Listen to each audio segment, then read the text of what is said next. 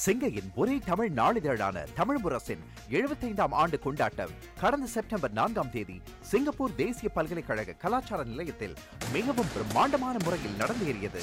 நம்ம தமிழ் பண்பாடு கலாச்சாரம் மறக்காமல் ஒரு வித்தியாசமா விழாவை நடத்தணும் என்ற சவாலை நாங்கள் ஏற்றுக்கிட்டு இந்த விழாவை செஞ்சோம். இது ஒரு நல்ல வெற்றி அடைஞ்சிருக்கு தான் சொல்லணும்.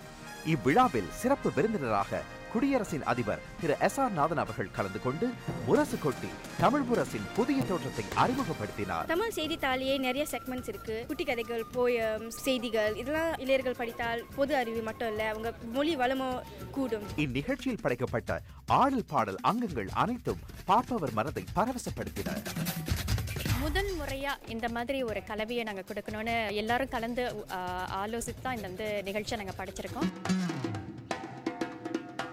ஒவ்வொரு ஐட்டத்துக்கும் அவங்க கை தட்டி ஆரவாரம் கொடுத்து உணர்ச்சி பூர்வமா எங்களோட இன்வால்வ் பண்ணி ஆடியன்ஸ் பார்த்திருந்தாங்க. இந்த விழா மூலம் நமது உள்ளூர் கலைஞர்களுக்கு ஒரு நல்ல வாய்ப்பு கொடுத்தோம். இந்த வகையில் இந்த விழா ரொம்ப சிறப்பாக அமைஞ்சது எங்களுக்கு மிகவும் மகிழ்ச்சியாக இருக்கு. தமிழ் முரசின் தமிழ் சேவை இனிதே தொடர வசந்தத்தின் மனமார்ந்த வாழ்த்துக்கள்.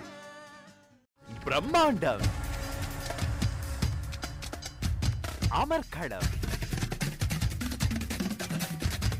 தமிழ் முரசின் 75ஆம் ஆண்டு கொண்டாட்ட நிகழ்ச்சி.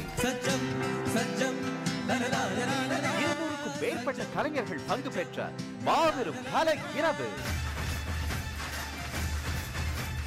இந்த நிகழ்ச்சியை உங்களுக்கு பெருமையுடன் வழங்குகிறது தமிழர் பேரவை.